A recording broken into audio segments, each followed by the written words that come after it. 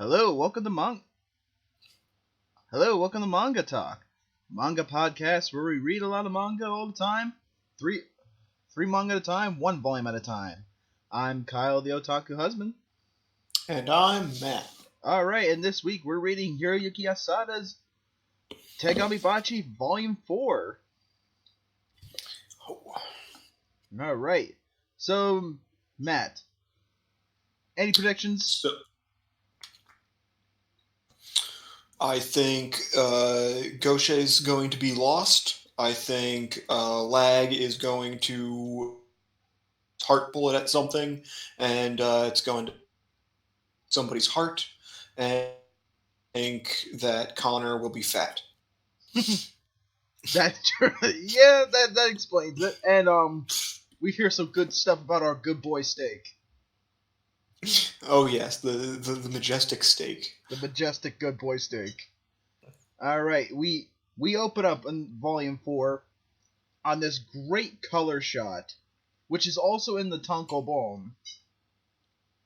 In the tankobon also.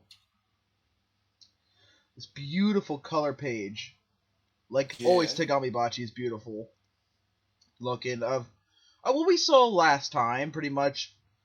Sylvia given Lag the Nocturne number 20, which was Goshe's original gun. The best Nocturne. Yeah, the best Nocturne. We don't know what happened to 1 to 19. Yeah, they don't matter. They were all failed experiments. Yeah. And then we see after she gives the gun, we get a shot of her giving them their lunch, and which is their special soup. It's the special recipe soup. Yeah, and Lag looks thrilled. He looks sarcastically ecstatic. Yes, about getting to have this soup again. And then Steak and Nietzsche are like, even Steak's got a little bit of a quiver going on, like, yeah. And then she tells them to be careful and to come back to the house no matter what. That they Lag promises he's going to keep his promise. He's coming back. Yeah, he's gonna come back. I just love the colors. It looks like it's done like. I know it's not with pastels, but it looks like pastels, and it's amazing. The lighting, like the watercolor, like it seems like watercolors and pastels instead of like Copic markers and stuff. Yeah. I just like the just the color itself. Like obviously it's called amber ground, and everything has this like golden glow to it. This amber glow, if you will. Yeah. And it just looks really nice. Yeah, I know. And this cool shot of like Lag and Nietzsche and Steak when they're leaving to go on their job. And it just looks so amazing. Yeah, it's really nice. Although I will say Nisha's hair, maybe it's just the lighting itself, but Nisha's supposed to have like golden blonde hair, but her hair looks pretty platinum. Like a little orangey platinum at best. Yeah. Which, who knows? Maybe that's a lighting thing. Maybe that's just the artistic choice. Yeah. It could be just I think it's a little bit of column A and a little bit of column B. Yeah, probably. And the chapter is called "The Lying Letter," and now it cuts back to 2 weeks after becoming a real bee. Yeah, getting a little info drop of just Lag, working a bee. Working hard, I mean. Yeah, this isn't his first job. One of his first jobs. Yeah. One of his entry level shit he's doing. Yeah, but he's doing a pretty good job, it seems like. Yeah. And then we see Nietzsche wearing a different kind of pants. She's wearing woman undergarments. She's wearing what is essentially booty shorts. Yeah. And it's just like this whole thing.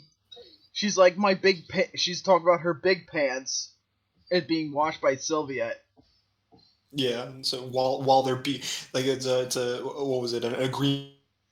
If she wears Sylvette's underwear, then won't have to make her quote for 3 days. So, and Lag's like kind of like saved. Yeah, like so happy. And apparently Niche does not like the booty shorts women's underwear. They get stuck in her and it makes her go pee. And that's I'm guessing that's like, I don't know if that's a sound effect. I think it's a sound effect. Quotes. So I think it's just a sound effect. It just basically saying like they just get like basically a wedgie. Yeah. For her. She always says that it makes her go pee, which is, funny. That's what the word is. So funny. And sorry, child humor does nothing for me. Well, it's still a little funny, I think it's more of just a wedgie joke more than a actual pee joke. I just think it's she says something that's like she'll do it, and she screams something about, and then there's just a shot of Lag just like looking very embarrassed with a bunch of other people looking at him like, what are they talking about? Yeah, I know. I can imagine they're just like, what does go pee mean? It's like why? And I can see they're like, why that boy made that girl wear those panties? Huh? Yeah. Out in public like this? Shame. There's a man just walking by, and he's just like, did she just say she's going pee? Yeah.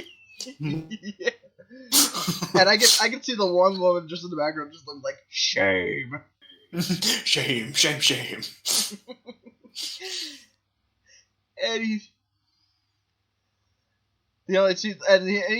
responds like, yeah, the only letter B's we know are Connor and Zaji, so yeah. Yeah. And they're just walking around the city, getting ready to do their next job. They're already on deliveries, but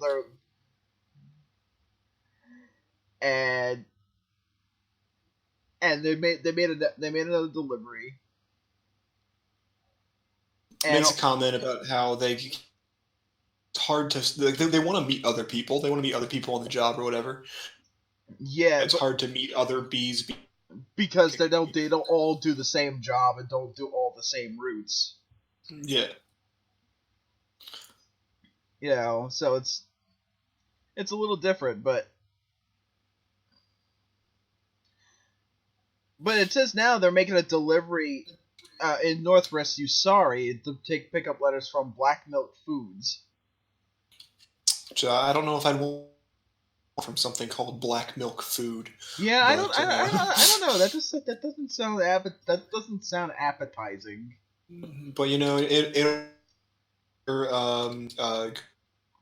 that makes this gross soup. Maybe they're the ones. Maybe they're ones that make the ingredients for the gross soup. And Sylviette just throws it in a pot and repackages it. Yeah. But they find another letter B, coincidentally, and they go introduce themselves. And he's kind of an asshole. Yeah, he is really an asshole. I think. Yeah. Like he kind of has like. But I do like his dingo, though. It's a snake. Yeah. It's a cobra. Get it right, all right? Cobra is the dominant snake. Yeah, he basically calls Lag a hick. Yeah. Which is because he's from Yodaka. Yeah, he's a country bumpkin. No one likes him. They smell and they eat children or something. Yeah, or there's like banjos playing. Yeah. For shame, Yodaka. Yeah. That's how they all of them make girls go pee. It's a whole thing. Dun, dun, dun, dun, dun, dun, dun, dun. Like, no, it just makes it go, like, they make Yodaka feel like it's like this backwards, like, hick town, like, yeah, and it's like it's all the way out in the middle of nowhere. Like, and like you think there's like incest and shit going, like hillbilly incest shit going on. That's how bad they make it sound, when it really isn't. Yeah. It's kind of like any other town in this world. Yeah. I mean, like, there's this whole, like, there in the last chapter, chapter 14. Yeah. And part of 13, maybe, possibly. And they go to this town, and it's like the town doesn't like the government. There's a whole anti-government, like, thing going on. Yeah, and it's just like, then you remember back at Yodaka, the town that Lag is from is like, it's a pirate town, and so like they don't trust government officials because, you know, they're all run by pirates and all this stuff. So it's just like, but then here in like the main not the main city, but the main grounds, other town that's just like entirely anti-government, and yet the people from Yodaka are hillbilly hicks. Yeah, it's like and this place is in Usari too. Like this place we'll get to that when we get to that. But that place you're talking about is in Usari, where the government is being handled besides the Akatsuki. Yeah, and it's like, but pirates are hicks. Like, who cares about pirates? Like, I don't know. Yeah, there's a weird class system going on here. And we see this guy. And his cool dingoes is a cobra, and he doesn't really want to associate with Lag and everybody and the gang. I mean, he does make a point. Like, I have to say, like, opinion. Besides the whole like Yodaka racism thing, he does make a point that's like apparently everybody. Like Lag now, like they know he's got the spirit amber eye, spirit bullets, can't let that's in letters and whatnot, and he makes a point saying that's like a power be a problem, and Lag doesn't know what he's talking about, and he justifies it by saying that's like, why does a bee need to like peek at the contents of a letter? Like, you know, like bees aren't supposed to do that, they're just supposed to deliver them. Like, looking at them is like, I don't know, contract, breach of trust, whatever. So it's like he like, in a way he does have a point. Yeah, he does. Yeah, you're right. He does have a point that, like, why should a letter bee look inside a letter? You know, he does. He does have a point, but he doesn't have to be a dick about it. Yeah, I mean, granted, nothing like they don't really look at the letter. They just so much as they look at the heart. You know, they say like letters are the people's heart, blah blah blah. Yeah, but like it's still just like like, you know, those kind emotions that should not be brought out into the real world, and like just puts them on a big display screen for everyone to see. That's true. Which everybody can buy popcorn and see what the next memory showing is. Yeah. At the next memory loadian. But I think, oh man, that's good. But yeah, this guy also he a super cool technique where he takes a letter that he has to deliver. He literally throws it right into the mail slot in the door, and it's like it's right underneath the door, like it just just slides right through, and he calls it that's letters through door. You know, signature technique, letters through door. Copyright, do not steal. That is my signature move. That is. and he calls him a country boy. Yeah. Nickname now. Yeah. Hey, he's basically saying like, hey, as long as the letter gets delivered, I don't give a shit. You know what I mean? Yeah, it says like, for letter B's, letters are things to be delivered. That's it. What they do. Yeah, that's it. You shouldn't give a shit more than that. You know what I mean? he seems to be the type of guy that just like he punches in, punches out. You know what I mean? Yeah. Does his job. In, does his job, goes home. Yeah. That's the type of guy. I respect that. Yeah. That's me. I respect that. Well, yeah, but like he doesn't seem like the type of guy who will go the extra mile. Yeah. Yeah, I mean, he doesn't seem that type of guy. And Lag mentions Goshe. He's like, letters are people's hearts. That's what Goshe told me. And then he's like, Goshe? Who the hell's Goshe? Yeah, never heard of him. And we find out his name is Moku Sullivan, or it could possibly be Mock Sullivan. Like it's pronounced Mock, but you know, I mean the translation reading, uses the Japanese termination. Yeah, you gotta put a U on the end of everyone's name. Yeah, I get it. Yeah, his name's Mock Sullivan. Okay. He even he taunts Lag for a bit. Like he as he's leaving, it's just like, yeah, my name's Mock. It's like, what was it, Lang, Lob, whatever. I'll see you around, and he just leaves. Yeah, like he's like, yeah, Lang, Long. Who cares? Who cares? Yeah. And I gotta say, like, this is all you see of him. He just like Lag even like he shouts out, it's like, my name's Lag Seeing, jackass. But he doesn't care. He just walks away. Yeah, he just honestly, I gotta say, I want to know more about this guy. Like, I hope he's a reoccurring character. Yeah, I'm wondering too. Maybe he shows up again. I mean, he is pretty cool. I'm not gonna lie, but he's kind of a dick. Yeah. But I'm thinking he's more like the dick with a heart of gold. That's type of character. Maybe that's how you don't want to get attached to your job. Like, that's just how it is. Yeah. And Lag's like, Mock Sullivan. Yeah. And then it's gonna happen. And then we see where Lag goes to go to this guy named Vincent Alcott's house. Lag's here to pick up letters for him. And and Vincent says that he's early. He's still working on his letter. He's still working on his letter. And Lag's like, they're like, don't touch these books. Yeah, don't. Just like packed full of books. And yeah, it's like somewhere, but don't touch anything. Yeah, it's like, and he asks like, are you proud of? He asks like that if he's proud of something. It doesn't matter like if it's something you're proud of. Like, is there a place you went, something you ate? You know what I mean? Yeah, something that was really fun. Just say something. Yeah. He's like, he's running out of things to lie about in his letters. And that's the moral of this story. This guy's lying, like writing a letter to his mom, saying and he's lying about what's happening because he doesn't want her to worry because he's actually doing really bad.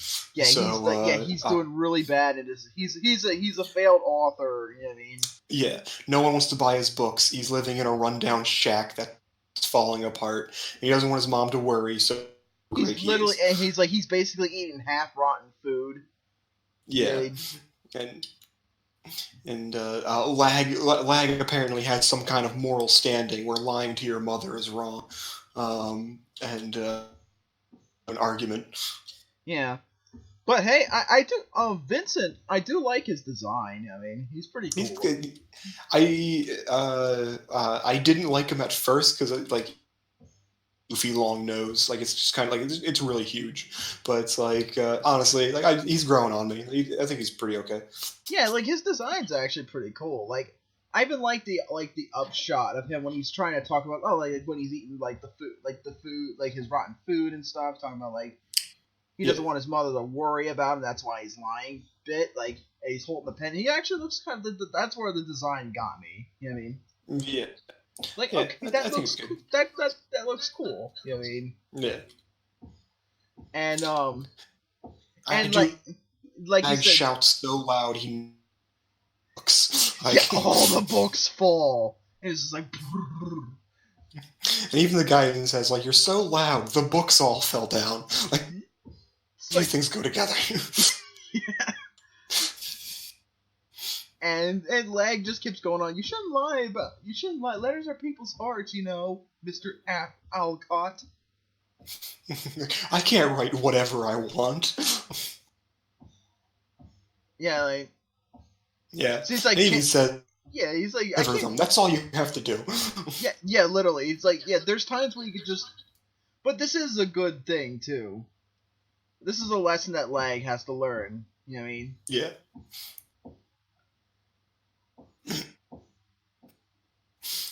Like he has to learn the letters through door technique. The letters through door technique. And this guy is still hoping that like his books will be like bestsellers, you know what I mean? Yeah. I'm surprised he keeps getting published, you know what I mean, even though he's like a really bad author. Oh, he's not being published. That's the problem. Nobody wants to buy it. Oh yeah, that's true. That's true. Nobody actually wants to publish his shit. Which sad. That's sad. You know what I mean? Yeah, it's kind of sad. It's a real life thing that happens. It is a real life thing that happens. Like people try to get published and it's really hard. Now you have to get like an agent and everything now just to even publish a book. Yeah, I always make the joke because I got into writing for a bit. Like, I mean, I just do it as like a, just a fun thing. Like, just write like short stories or whatever. I'm not aiming to be an author or anything like that. But I always make the joke because you go to Walmart or something and this like their book section is just filled with all these books with the New York Times best-selling author or whatever. Yeah, and it's just like I see that it's like what is the parameter? Like there are so many books with this best-selling sticker on it, so it's just like what are the parameters for it? Like you sell one book, boom, you're on the list, best-selling book. Or the ones that with actually it's difficult than that. Yeah, or the ones that have the Oprah approved stickers on them. Yeah. Like how the hell do you get that? You know what I mean? That's the one. You take a picture of Oprah and then you just slap it on your book. There you go. No, not even that. It's like Oprah puts a sticker on it. It says like I read it. It's good. Yeah. The Oprah stamp of approval. And you get a published book. And you get a published book. You get a published book. And you get a movie deal. Yay! Oprah. Oprah. So anyway. Now we're back to now the goods are complete and picked up. Now they have to make it to I believe the town is destined of gelato. Breath-mint gelato. Breath-mint gelato. That sounds delicious. Yeah, I'm the theme here. Apparently, every village is named after food. Yeah, I noticed that too. Like there's the broccoli forest and yeah, breath-mint gelato. The next Raspberry Hill. Yeah, the next town they go to is like honey water. Yeah, and the water is made of like. We'll get to that later. Yeah, well. I mean, I don't know. Like you're Japanese expert here. Is usari Japanese? Some kind of Japanese dish I don't know about.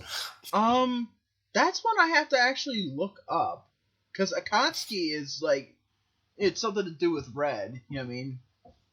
No, akatsuki is a group of rogue ninjas. I already know that one. Well, I think it's like red clouds. That's what it translates akatsuki, or like red moon or something like that. That's like around there.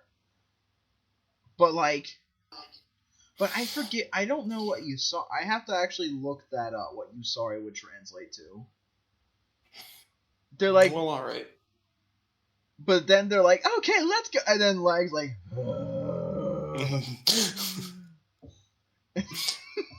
I thought exactly this picture was supposed to be. Yeah, it's just a big like. Yeah, it's like when you just see all this like smoke like pouring out of his nose and mouth, and I'm just like, what's happening right now? But yeah, he's just getting a big old. Yeah, Because he doesn't delivering a letter full of lies just doesn't feel right. Yeah, he doesn't want to deliver this letter because it's all full of lies. Yeah. And he starts remembering everything Gaucher taught him about the letters, about how like a single letter is fine. Word.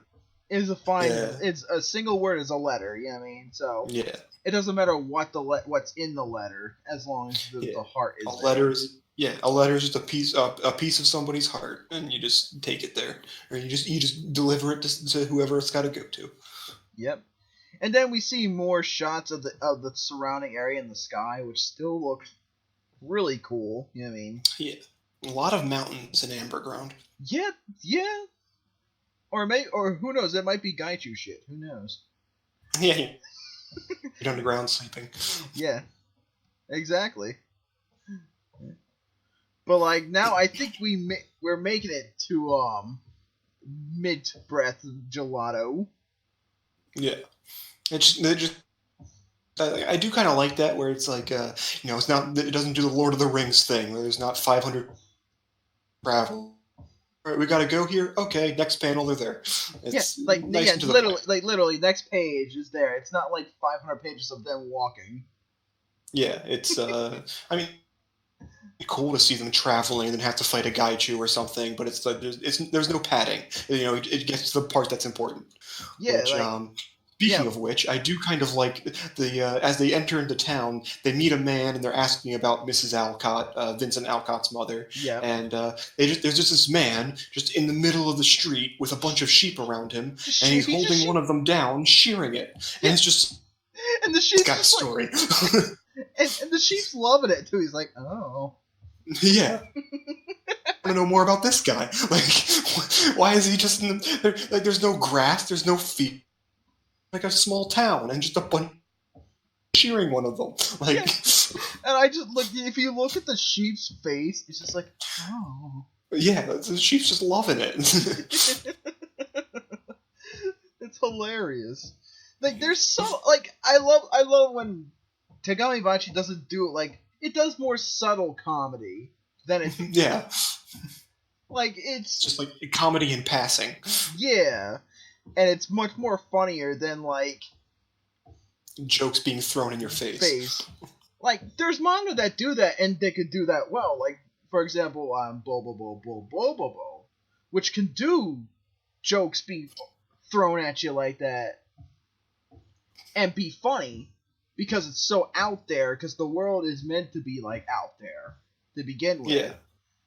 It's all meant to be a joke in the first place. Yeah, so like, in this manga, if they did a more out there joke, like, it would not make sense. But jokes like this, it comes off as a lot more hilarious, and it's not in your face about it. You know what I mean? Maybe the lag going, part was a little bit like that, but still, at least that still was pretty funny too. You know what I mean? Yeah, I mean, I got a chuckle. Yeah. And now apparently that where Mrs. Alcott lives is near the suspension bridge. And then we see the winds passing, and then we see the light shine on this rickety old bridge. That's why they call it the suspension bridge. And it's just, it doesn't. It does look incredibly unsafe because it's just planks of wood held together by rope. But yeah, it looks like you could walk over it just fine. Yeah, and I love Steak's face. It's like, nah. Steak's face is like, I don't know. Yeah. No, good boy Steak does not like this. Neither does Lag. Yeah, Lag doesn't like this too, because it's also said, like, oh, he's getting rocked around because Niche is basically walking on the ropes and making it all tight rope. Yeah, tight rope walking, just all across it, and even Lag's just like, stop doing that, just stop. Yeah, because it's already bad enough because of the wind. Yeah, because of the wind in this area, it's already bad enough. Yeah, and she has to make it worse. I do love how Mrs. shows on her way to her house, and like Lag's sitting there like hanging onto the rope, like freaking out at Niche, and then she just walks up and is just like, "Hello," and she's just casually walking. Yeah, it's like, hello, oh, good. And then they actually meet up with Mrs. Alcott. And like, oh, hello. like she's got this, she's just this nice old lady, and she's got a basket of bread, and she's just, walking home. Yeah, it's like, oh, why don't you come to my house? And Lag's like all crying, like, are you Miss Louise Alcott? He's all scared. He's freaking out as Niche is in the back, just kind of like standing at attention. It's like, yep, yep, that's how it is. And pretty much now, and Lag says, like, this is a letter from your son Vincent. And also the rope break. It's like, oh, from myself. Yeah. The rope breaks. Yeah. And everybody's like, something slaps the bridge. And it's a Gaichu. It's a Duvel Gaichu. Apparently it jumped. It jumped so high it hit the rope. Yeah. Like part of it, which it's I guess it moved really fast or something, but yeah, like you don't see it, like you just see kind of like a beam of light kind of thing, or like something like that, just kind of like it just went cut the rope. Yeah, and then you see it above it, and it's fucking massive, and it's like, how did you not see that? Well, I think it's using the heavy winds as like for speed as well. Probably. And now they're gonna battle this Gaichu. Yeah, but they gotta get Mrs. Alcott out of the way. Yeah, Mrs. Louise Alcott, and Niche is just holding her by her hair.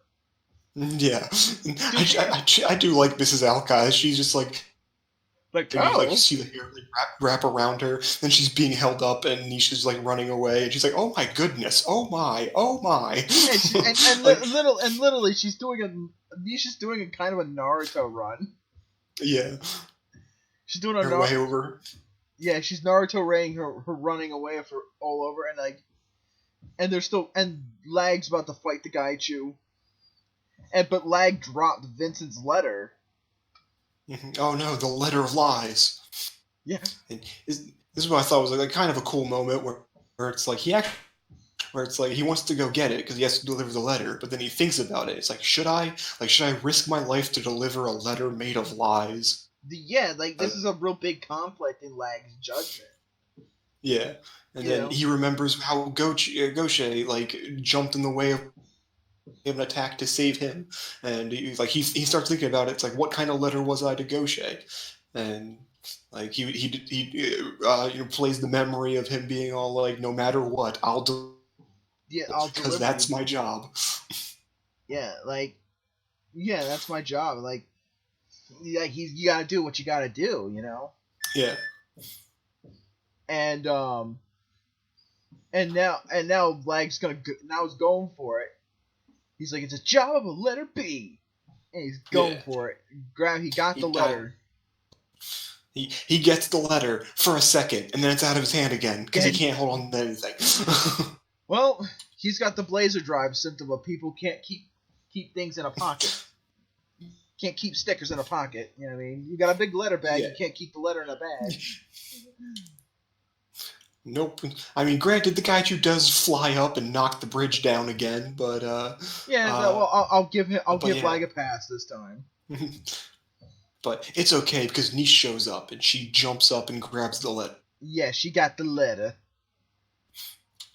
and she's like, and also the Gaichu's coming behind Niche, and Niche is just doing like a whirlwind slap with her hair. Yeah, and hits I guess it has a thing in front of its face, and it kind of like knocks it a little bit askew. And Good Boy Snake points out where the weakness is, the gap in the Gaichu. Yeah, and starts shouting "Noonie." Apparently, is Snake's thing. It's like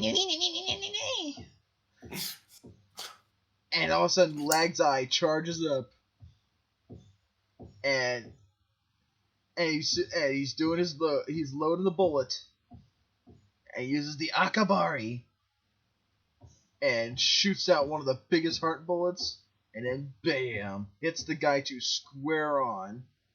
Yup. And it explodes. Like wham. And the Gaichu turns into fairy dust. Yeah, turns into sparkle dust. And a couple of the sparkles land on the letter, and then, like we earlier, how he has to project everything, you start seeing all of Vincent's memories. Like being for climb up the ladder and everything, because they're still kind of falling, but yeah, it's like, and yeah, you see just how Vincent is kind of like, it's slowly, his work is like, he's not doing so well at his work. You know what I mean? Yeah. Nobody wants to buy his stories. No newspaper won't even hire him for his writing skills. Yeah. No one would read any of his crap. Yeah. And he realized this letter actually does have the real memories in it. It's just, he writes these lies to keep his mother, who lives all the way in a mountain top, at ease. Yeah, I mean. Yeah. And he realized what Mock said, maybe you shouldn't be doing this all the time, Yeah. There's times where a letter just needs to be delivered, and that's that. Yeah, and Lag even goes to apologize, but Mrs. Alcott, on the flip side of the coin, Mrs. Alcott thanks Lag because now that she can, because she's his mother, she's Vincent's mother. She knows that he's been writing all these lies all the time. It's been making her worry even more. But now that she can actually see that he is he's not doing well, but he's still trying, that makes her feel better. Yeah, and she explains, Vincent was always the type of guy, he always wanted to look good, but he's very bad at lying. Yeah, she even says, isn't that funny? She is bad at lying. Yeah. Yeah, he writes really good, but he can't. He's really good at writing, but he can't tell a lie for shit. But then it's this letter's like my son. Yeah, always trying to look good, but bad at lying. Yep. Yeah, and we see the memory of Vincent. Show him how that he wants to write his greatest masterpiece. Yeah. That he'll never give up. He'll do what it takes to do it, and that's really cool. Yeah. Like I said, he's in a bad, but he's trying. He's gonna make it work. He's gonna make it work no matter what. And and she says thank you to Lag for showing Vincent's heart. You know what I mean? Yeah. For giving her the hope to live on for tomorrow. Yeah. A bit extreme, but yeah. Yeah, it is a bit extreme, I would say. But hey, the letter got delivered. And everything worked out in the end. Yeah, Vincent's true feelings kind of showed out, I mean, Mrs. Alcott can't get to her house anymore, but I'm sure that'll buff out eventually. Yeah, they gotta build a better bridge than... Yeah, And Lag wonders what kind of book would it be. Yeah. And then Niche takes off her booty short panties. She didn't take them off. She put them on steak. Yeah, oh, poor Steak. Steak does not look thrilled about it. He's like, I don't like these. Yeah. It's like putting socks on a dog. They don't like it very much. Oh no! And it's like, and she even says like those pants made Sylvia gave me that go pee are weird and I don't like them. Yeah. And so the Lag says, "What I'm gonna buy you with my first paycheck is buy big pants." Yeah. And so it's like, fine, you can come with, put pants on. Put pants on. No. All right, that ends chapter 11. Now we're going on to chapter 12, the Corpse Doctor. I do kind of want to point out how, like it just brings it up about how, like, what is it? It's 2 weeks into Lag's like being a letter B, and he still hasn't received his first paycheck yet. I think they get paid monthly. It seems like. They don't really say it or anything, but it's nice to like look into the world, like how everything works. Yeah, like, yeah, it is nice. Like it's been 2 weeks and he still hasn't gotten paid. Or what if they do that thing where they defer, like some jobs will defer your first paycheck. They'll hold your first paycheck. Oh yeah, and give it to you like the following paycheck or whatever. Yeah. Maybe it's like one of those things. Maybe. And now we see the Corpse Doctor, and it starts out with a man walking on the streets, and we don't know this guy, not yet at least. I gotta say, I really like the just the character design for a lot of these. Yeah, for a lot. Look really interesting. Like a lot of these characters do have very interesting character design. It's not. Yeah. Nobody looks generic. Yeah. That's the thing. Everyone's got something going on with them. Yeah, nobody looks generic manga or anime like character design. Everybody looks kind of cool. And like looks at least original enough, you know what I mean? Yeah. And now we see this man. He's like He says smell. The smell of the earth could be. Oh, the beehive's doctor, the corpse doctor. And pretty much we see him walking up to the beehive. Everybody's like kind of like in shock, like who is this? Get out of my way! Yeah. And we see this guy holding up some kind of like weird bird snake. Yeah, bird with some kind of weird reptilian tail. And it says it's a unigi. It's an unigi. It's a variety of fairy mouse.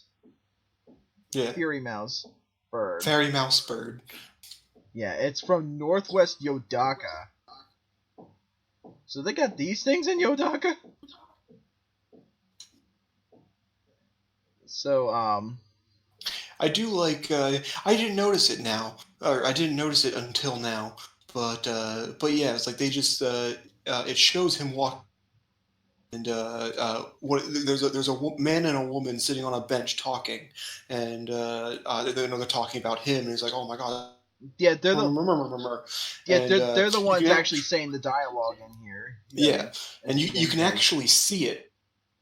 If you look underneath the man, you see this shadow thing with this underneath. He walks up. Like I thought he just like pulled it out and like was showing it to the guy or something. But no, you see him walk up, and the doctor's not saying anything. He just walks up, and the guy's like, he's like, "What do you want from me?" Yeah. Hand down, and the guy like flinches, and then you see him, he picks up the bird, and the bird's already dead, and then he just talks about how it's like, yeah, it has a virus, status unknown, and he just sticks the bird in his bag. Yeah, I didn't notice that before, but it's yeah, that's kind of cool.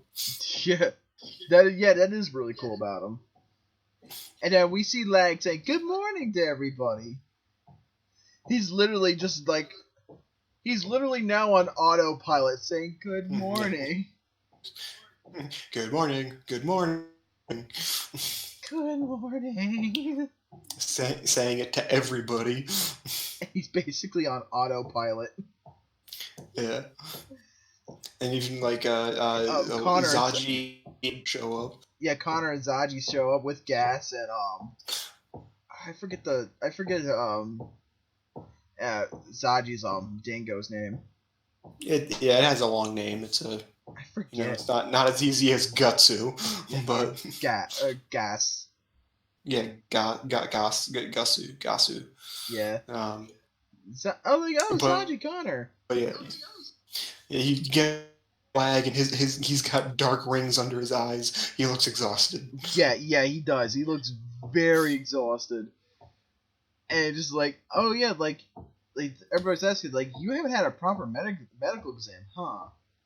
And everybody's like, it's like medical exam? Yeah, Lag has no idea what anyone's talking about. And he's just like, what are you talking about, medical exam? Yeah. Oh yeah, because I guess it's from Lag's heart bullets, because it's like, he doesn't use a whole lot, but he uses like one, and it's like very overpowerful. Yeah, well, like I said, like the his everybody else uses Spirit Amber like in their gun and everything, and he Spirit Amber in his own body, so like it consumes more or it takes more out of him. Yeah, it's more, but it out of him. And then we find out we hear about the guy who's the head doctor is there at the Beehive is no good, and he's a pervert. Yeah, he's a pervert. And then we see Steak getting big. We see a guy with a fishing line, with a fishing rod up and above, and with a cage. And all of a sudden, we see this fishing line going down, hooks Steak right in the nose, which lifts him straight, rips him straight into the air. Yeah, that's gonna hurt. That's gonna hurt. And then we see Dr. Thunderland Jr. is the one. Trapped Steak in a cage. Trapped good boy Steak. Trapped our good old boy Steak in a cage. And it turns out that he is the Bee's doctor. Yeah, he's also the corpse doctor. Yeah, he's the pervert everybody's talking about. Yeah. Yeah, which plain one. Yeah, everybody's like, "Oh my god, that's the doctor." And they talk about his dad like is like the world's leading scientist too, and they call him a father-son pair of perverts. Yeah, everybody's like, they really think that the Thunderland family is just like all perverted. Yeah, I feel really bad. I don't know if the Dr. Thunderland is from like any of this author's like other works or anything, but I know like as far as I know, you don't really see Dr. Thunderland. You did like in the beginning chapters where he just kind of shows up to give like at the end, like he has his own special panel thing that's like not part of the series or anything. Yeah, he just like gives information about the world, and for the most part, I think it's in almost every volume he does. Yeah. Yeah, almost every volume he has a segment.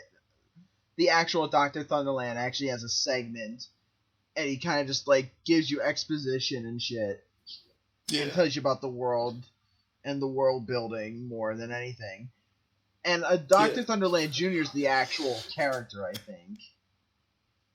Yeah. But I do like how they even go so far to say that like his father he does have a father, he does exist, and he's the world's greatest scientist. Yeah, so it's like Dr. Thunderland's not just a random character. He's not in the story, but he's canon. He exists. He is a real character in this story. Yeah. And then we find out what race Steak is. It's a Kapell Meister. Meister. Yeah, Kapellmeister. In ancient times, yeah, it says apparently in ancient times this species coexisted harmoniously with the spirit insects. And Dr. Thunderland Jr. is very interested in how they came across capturing it, because he's never seen it before. Yeah, like this thing is a rare animal, so it's like, and he thought these things were all extinct. Yeah. But then, like Lag tells him, it's like, we don't know, we didn't catch him. He just kind of followed us from an exhibition tent. And Dr. Thunderland's like, what? Stig is like, this Kapellmeister is a prince. Yeah, it could be the prince of all Kapellmeisters. And everyone's just like, a prince? And I love the shot of this. Just Prince Steak. Yeah, just Prince Throne, and he's got a bunch of other steaks with various hairdos around him. And the two female steaks. In bras. And lipstick. Yeah. It's adorable. Steak is adorable, and all the steaks are adorable.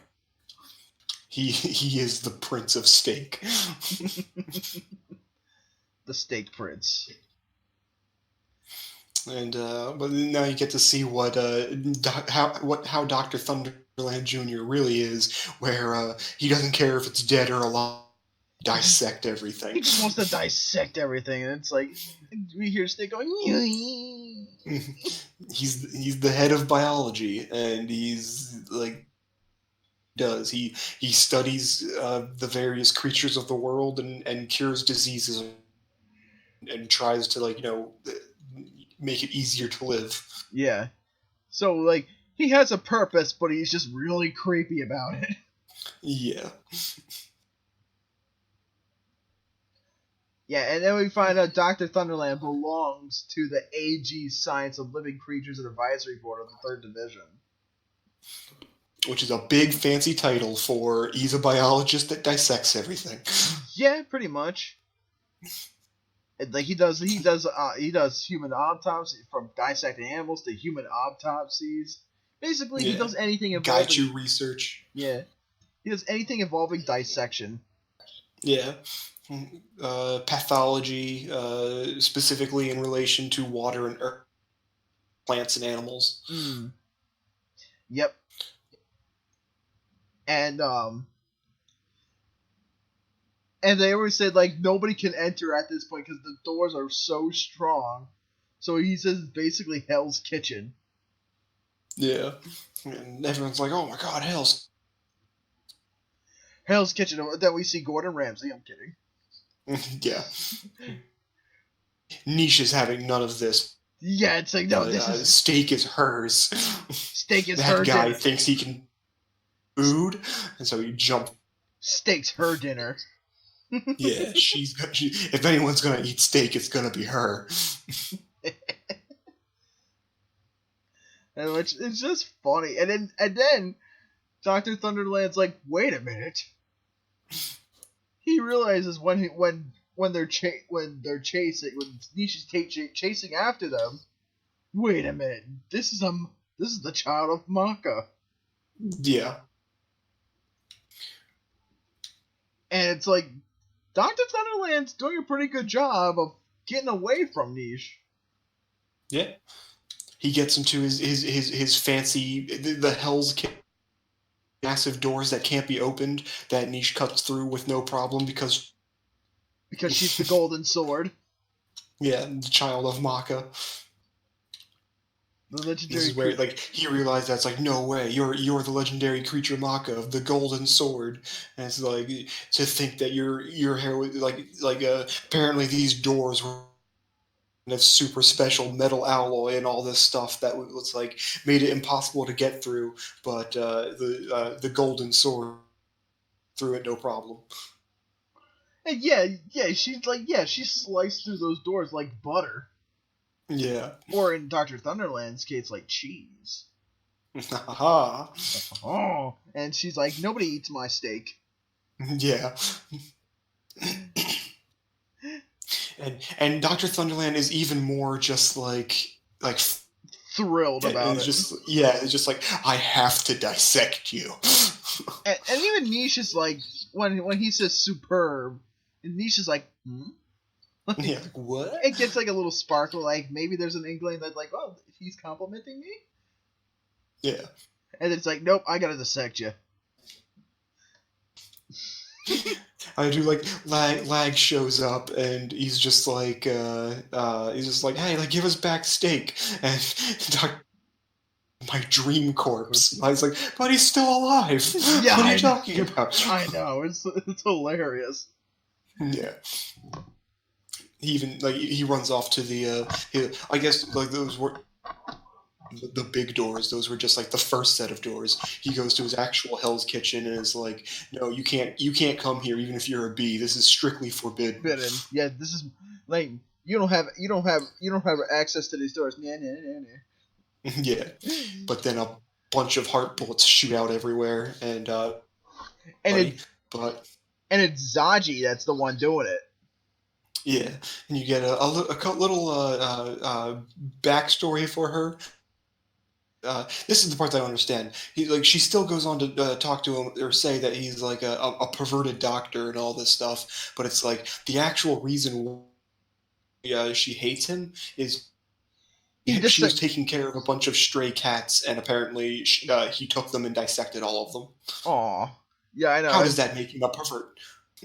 Oh, because the way he talks about dissecting, it's like, it's almost to like he almost fetishizes it a little bit. I mean, I guess I can see that. That's probably why. Yeah. And then we see, I like Lag's face. He's like, oh, this is the real Zaji, huh? Yeah. and she acts all tough, but it sounds like she has a soft side too. Well, I mean, her dingo is a panther. Yeah, got a soft spot for cat. Yeah, that's probably true. Yeah, that's fair enough. But, this is something that will come up like later on in the next couple of chapters. But you start finding out more that are like different. And I mean, they've touched on this before, where you first get into it, where she's going to shoot Dr. Thunderland. Whole the fact that he took steak and everything as her excuse to finally attack him, and Lag's trying no, you can't do that, you can't shoot another person, and then he stops and thinks about it and is like, well, what would happen? They convert heart into bullets to fight guys. What would happen if you attacked another person? Aji says that's the bullets of malice. Yeah. Yeah, hers are shards of hate. So, every person's bullet seems to be different. You know what I mean? Yeah. I don't think they ever say, what exactly Lag's is. A shard of whatever. He always said that it's a shard of his heart, but he never, attaches an emotion to it. But, yeah, you find out that Zachi's heart shards are made out of malice. So this is where to attack him, and she uses the owl toge. Yeah, the blue thorn as to unlock the door and get inside, dodging everything again. Yeah, he's literally it's jiggling the keys, come on, god damn it, open. Come on. Yeah. And then chops her in the back of the head and is just like, stop shooting people. Literally, and Nisha's like, huh? This is the only shooting time people chop. Yeah, All this technique. Yeah, this is the only time Lag actually got physical with someone. Yeah. And then now we see Lag charging up his Spirit Amber Eye. Yeah, and Dr. Thunderland sees Spirit Amber in his eye. And then what? He uses Akabari. Akabari! And just bam! Shoots it. I like how it technically bounces off the floor, too. Yeah. It's just like a... Yeah, it doesn't pierce anything. Like, I mean, I guess Gaichu it does, but it's like everything else it hits, it just kind of like knocks it around. It kind of bounces off everything. Yeah, Like, it knocks Steak's cage up into the air. yeah. And then chops, and then the steak lands on her head. Yeah, like bloop. I love that shot. Just good boy Steak, like Like, I'm sitting now. Yeah. And he's all upset. He's like, But then we start seeing some more heart fragments because that's what Lag does, and you start seeing Dr. Thunderland's memories and about how like everybody thinks he's super creepy because he's the corpse doctor. He's basically like the Grim Reaper. You know what I mean? Yeah. And we Like see he locks himself in his research lab, and he just constantly like dissecting things and he kind of wants to bring things back to life if he could. Yeah, he's a crazy quack doctor. But a crack doctor with a purpose. Yeah, I mean. Yeah, I do really like that he actually he's like cutting something, and then you see him. He makes like a tiny little wooden like tombstone for like everything that dies. Yeah, so it's like he still respects everything that he dissects, and like he doesn't kill out of malice or hatred. Yeah, he has an entire shrine just filled with all these different like tombstones in front of his window, and this is where you find out that Goshe shows up, and Goshe knows Dr. Thunderland, and even Dr. Thunderland is like, "How'd you get in here? The door was locked." It wasn't. Here's your letter. And apparently, he said it was open. And like it seems like Goshe and Dr. Thunderland were like pretty good they were pretty cool to each other. Yeah, they were friends. Yeah, they were pretty good friends, it seems like. And like and like he shows like, look. And he sees like, okay, people Dr. Thunderland doesn't really care for people as much as the dead. Yeah. He even says that like corpses do more the world than those people in fancy clothes ever did. Yeah, so it's like that's why he makes those crosses for them. You know, he respects the dead more than he does the living. And everybody's like, and they're like, Goshe. Lag sees Goshe in the memory and then reaches out to him and then passes out. Yeah. It's like, I did it. Ever since then, Goshe, I wanted to be like you. And he wanted to do the work that Goshe did. Yeah, it's start seeing like there's one panel that's just like a compilation of just like all the stuff that he did to be and everything. Yeah, and that's cool though. Like I wonder how that's done though.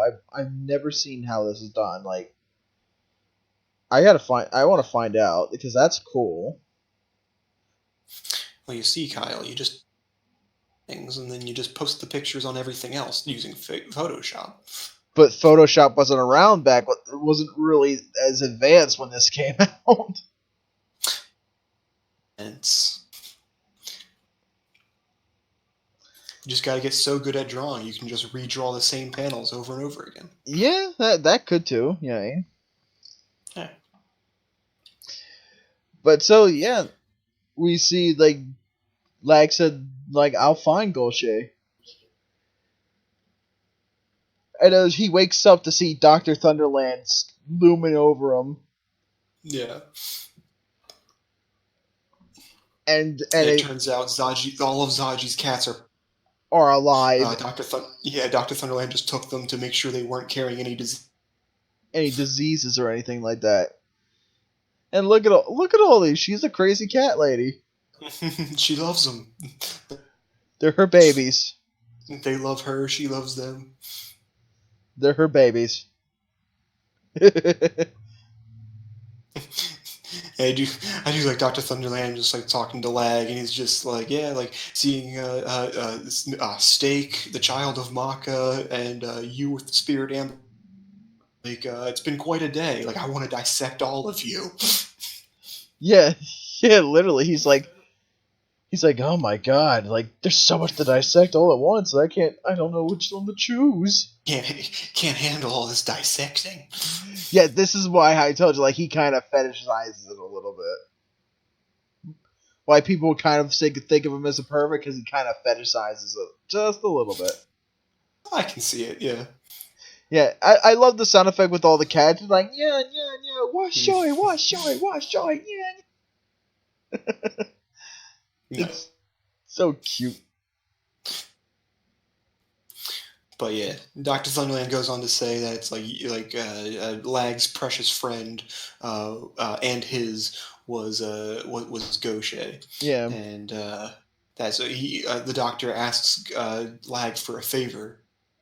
Yeah. That Gaucher went to the town of Honeywater for a man that couldn't become a ghost or something like that.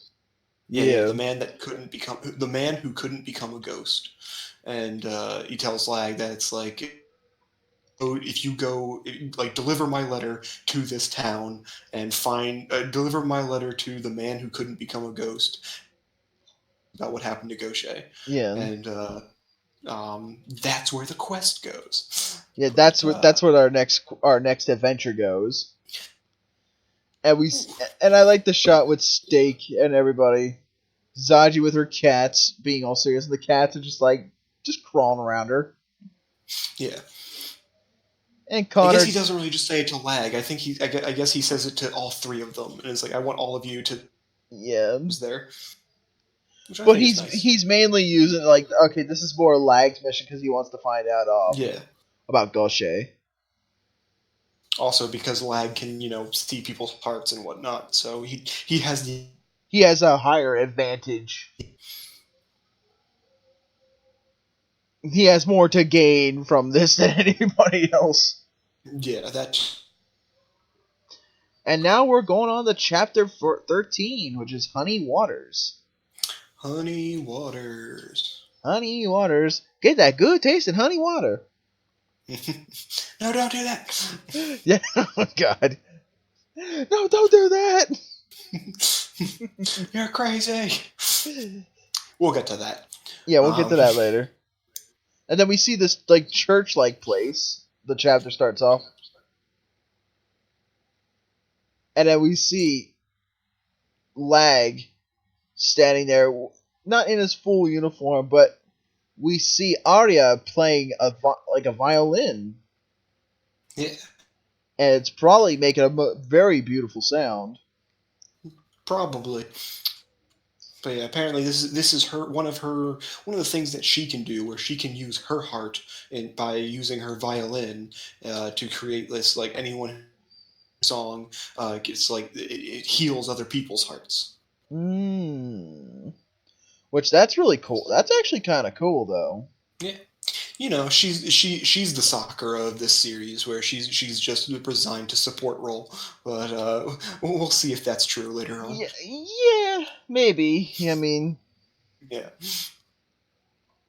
But yeah, she's the healer of the party. She's healing up Lag because he's all heart exhausted and what.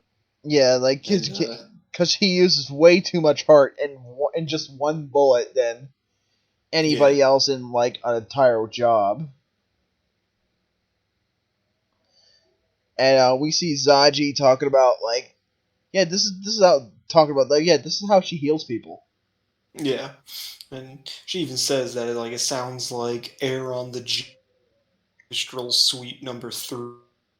Very oddly specific, but yeah, she wishes she could be there to listen to it, but she had so she's leaving. Yeah, she's like, what a drag. Even Dr. Thunderland is there, and the rest of the department, and they're all there listening to it. Yeah, even the director himself is there. Yeah, everybody's, like, having a good time. Listen to Arya play her song. Everyone except Gaucher. And Goshe, yes. Yeah. And like, yeah, it kind of shows like instead of showing like the big display, like the big movie theater display like Lag does, it kind of shows like the memories are like pictures. Yeah. And Just floating around them. Yeah, that's actually really cool. Yeah. And Arya's heart. He says Arya's heart is very warm and very tender. That's what healers do. Yep. Very warm, very tender. And then now we see her Lag and Connor going on a job together. Yep. And Connor, he's never got to hear the play, and but he hears that it's really beautiful and everything, and he's complaining about how Lag is so lucky, and Lag keeps asking him questions, and Connor's like, "How would I know? You're the lucky one." Yeah. Poor Connor. I know Connor gets kind of like shafted a lot. Yeah. Which poor guy. he was actually invited to it. He just it took him so long to get there. It was done by. Aw. Poor guy. And then we see Nietzsche and Steak are just asleep. Steak is so asleep he has 2 snot bubbles. He has 2 sleep snot bubbles. And then now from Central Usari to Honey Waters is like a big squiggle route. Yeah, I mean, I feel like they could cut a whole lot of time out of this route, but they want to go all back and forth and zigzaggy. Back and forth and zigzaggy. Ooh. And like, excuse me, I got the hiccups now. But yeah. But they're wondering about the man who couldn't become a ghost. They're wondering about this guy, like. It's like apparently Honey Waters has been removed from the routes 5 years ago because apparently it's full of anti-government people. Yep. So everybody's like, "Be careful!" Like Connor's like, "Be careful." Yeah, we got to protect. We got to protect ourselves. And Connor tries to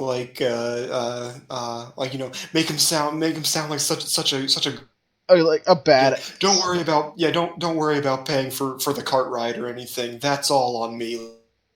It's like he's all proud of him. He's like, "Lag my man, lag my man." Yeah, Lag's just kind of like, thanks. Yeah, like, yeah, thanks. But I also feel better if Zaji was here too. And it's like, he's really sidelining Connor. Like, he's like, well, maybe if Zaji was here. He's basically saying Zaji's better than you. Hey, Zaji's the combat expert. She specializes in Gaichu destruction. Yeah, she doesn't do as much delivery as Gaiju destroying. Yeah. And then we find out that Zaji's parents were attacked by Gaiju and killed. Yeah, and died. They were both died, and so we get a little kind of more backstory. You basically why is the way she is, why she is in Gaiju extermination. Probably the fact heart bullets are filled with malice. Like, it's because her parents are dead. Yeah. She's got dead parent syndrome. Yep. Terrible case of dead. Yeah. But it happens, I mean. Yep. And so she get revenge on the Gaichu. Yeah. Yeah, so she's what she does, she just goes off and kills all Gaichu. Yeah. Watch all the Gaichu are not the enemy at all, and it was bad. I'm waiting for it. I'm waiting for some kind of twist where it's like, oh yeah, the Gaichu are normal creatures that got tainted by something. But who knows?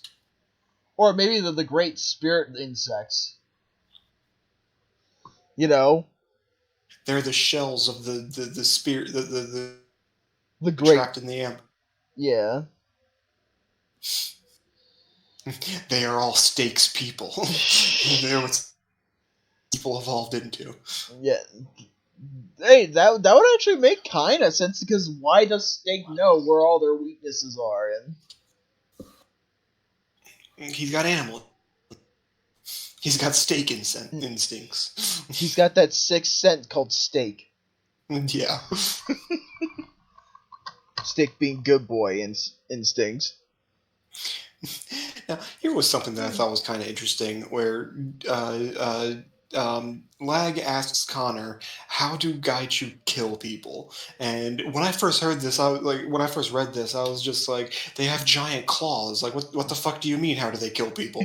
Yeah. But then, yeah, but it's actually something completely different. You know what I mean? Yeah. Apparently, they Connor said that he's never. But apparently they consume people's hearts, where it's like people that get attacked by them, like they can't speak anymore, they can't, just wither away and die. So it's like it's a slow and painful death. Yeah, essentially they of them, which is interesting, especially considering the fact that they have giant, massive claws. Like you would think the giant, massive claws, or just the sheer weight of them, would it's like one little step from a Gaichu would crush them. You know what I mean? Yeah. Or even some of them have teeth. You know what I mean? They could just go nom nom nom, and that's true, very true. And that's that. You know what I mean?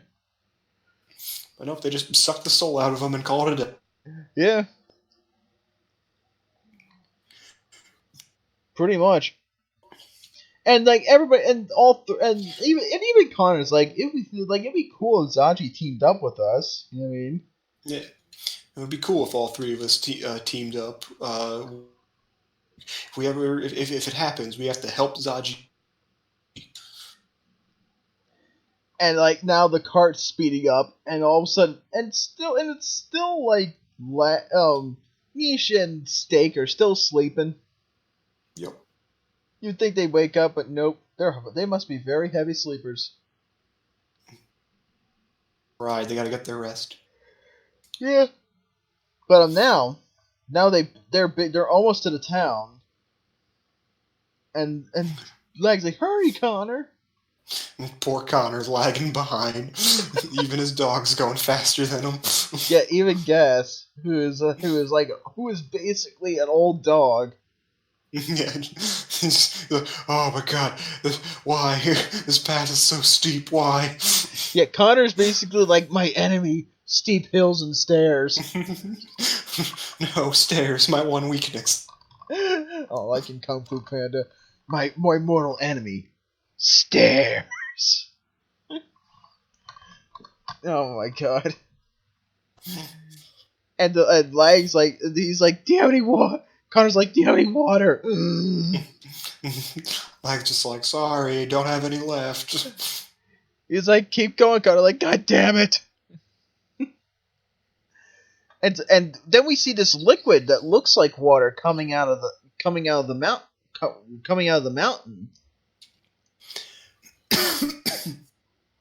And Connor starts like, "Don't drink that! Stop! Don't drink that!" Lag goes to cup his hands to like get some of it and drink, and you see Connor's like, "No, don't drink it." Then Connor looks and he's still like a mile back. That is still really funny. Yeah, for something as like just for something as serious as like, "Don't do it. Don't drink that."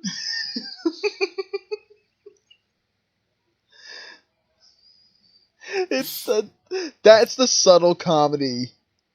Yeah, I like that got a real chuckle out of me when I was reading through this. Part where it's just like Lag's like looking over him, and it's like, "Why not?" And then he even says like, "You're still that far away?" Yeah. It got a good chuckle out of me. Yeah, like that. That's the genius of this manga's comedy. But so anyway, apparently, yeah, honey water. What the town is named after is also called honey water. It's poisonous, and if you one glass of it is enough to paralyze your entire body. and Niche is like up on top of a cliff, like staring over at the town and can see everything. Yeah. And they head on over there. Yeah, they head into the town, and they're wondering why there's so many people gathered around this church. And then we see a riot going on. Not really a riot, more of a sermon, I guess. Yeah, I guess a sermon, yeah. But yeah, there's this woman is basically talking down the government, saying how it's all a lie. The government created the Gaichu, and they're turning them. And there's that's the reason why bees always show up and bring Gaichu with them, and it's all planned to kill everybody. These are the people who are basically like the tinfoil hat wearing type people. I mean, they're not entirely wrong, because they do bring out the fact that it's like the government's covering everything up and they're hiding.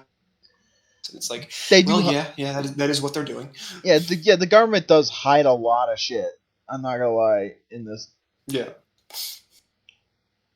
Like they're hiding shit about Gaucher. They're hiding shit about the man-made sun. With the carpet. Yeah. Yeah, so they did, and they're hiding shit about his Lag's mom. Yeah. So I mean, I can see why they're hiding shit, but even here, this is even somewhat like what they're talking about. So even still, they're a little tinfoil hatty a bit about it. Oh yeah. Oh, trust me, I'm an American. We all preach about good government or anything. Yeah. Like there's it's just not all bad, mostly bad, not all bad, yeah, but mostly bad. Damn government. Goddamn government, take our jobs. So it's the good jobs. I'm still curious about this guy. Like, I'm sorry, spoiler alert. They haven't they explained this guy's whole deal, but they introduced this person called Master Hunt. Yeah, Master Hunt. Apparently he's very trying to get the truth out there and everything, and the government did something to him. It's not really super explained, but apparently they fused him with Gaichu DNA or something. He's some kind of weird experimenting on him. Yeah, they experimented on him, but I think he's actually. But I don't know. I think from what he is, actually, he's more closer to Niche. You know what I mean? Yeah, that's what I thought. I think they explain that later, but anyways, and they're saying they're trying to produce man-made spirit amber, which I'm surprised they haven't done that. Yeah. I mean, I figured that'd be world domination, but yeah, apparently spirit amber is still.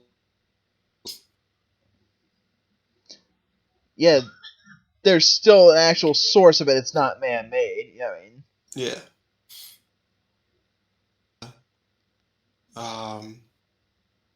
But yeah, they experimented on Hunt's body and everything. They say it's now look at his body, and he stands up and he has the monstrous claws, and he's got the whole Griffith bird mask thing kind of going on top of his head. He looks really cool though. Yeah, this character design wise, just top. Love this guy already, but yeah, apparently he's got these weird massive claws, a lot like Niche's, except Niche's are black and furry, and these ones are. But so they're apparently probably the same thing. You know what I mean? In a sense, it's assumed. You know what I mean? And this woman goes out and says that through all these experiments, Master Hunt has become this pitiful creature. So they're thinking I wouldn't call that pitiful. I mean, he's yeah, he seems pretty cool. I mean, I don't know. I mean, he doesn't look that pitiful. Yeah. But they show love like just before we escaped from the capital, we became husband and wife. So like shit. Dun dun dun. Big shock. Yeah. Like dun dun dun dun dun dun dun. Oh no! Wait, this no. is where she explains. No wait, lives on.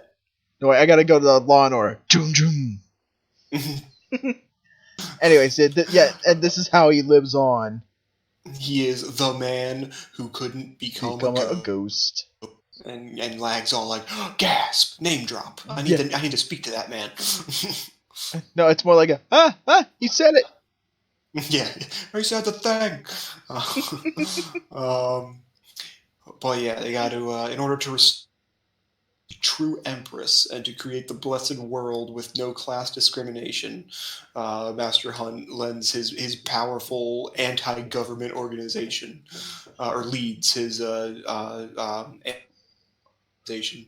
And that was something I forgot about. I forgot, like, there's an Empress. She kind of, and she's kind of sort of worshipped.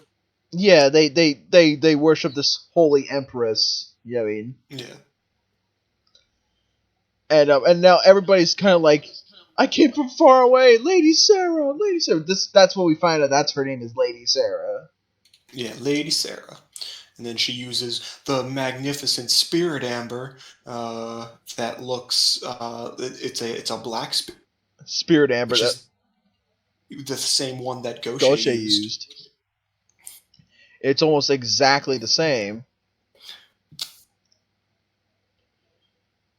And she says, like, she holds it out and is all like, "Be healed," and then she loads her spirit, then uses Kurobari, and it glows on this man's forehead, and then I guess he's cured of whatever. Yeah, like yeah, I guess like big hound demons. Yeah, I mean, it doesn't. I'm scrolling back up here for a second. What is? Does it even say like what he's doing? Like, continue our actions to restore the righteous era of the past. Our ally. It's like, yes, I come from a nearby town. Please do it. Do you have an? Do it. This is the crystal which houses the spirit energy. Yeah, I have no idea what she's doing. She just kind of. Yeah, she doesn't explain what she's doing. Yeah, she makes it glow and touches the dude's forehead, and he's just cleansed, I guess. Your sins are cleansed! But Lag starts freaking out, and everybody turns around and is like, "Oh shit, bees are here," which is, bad part on Lag's part. But Lag's freaking out because he's all like, "Why do you have Goshe's spirit amber?" Yeah, he's like, and everybody's getting all panicked. It's like they're like, "Kill him! Get him!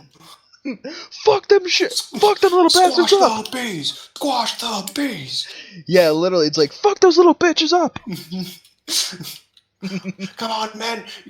Just like with the bumblebee, fuck them up!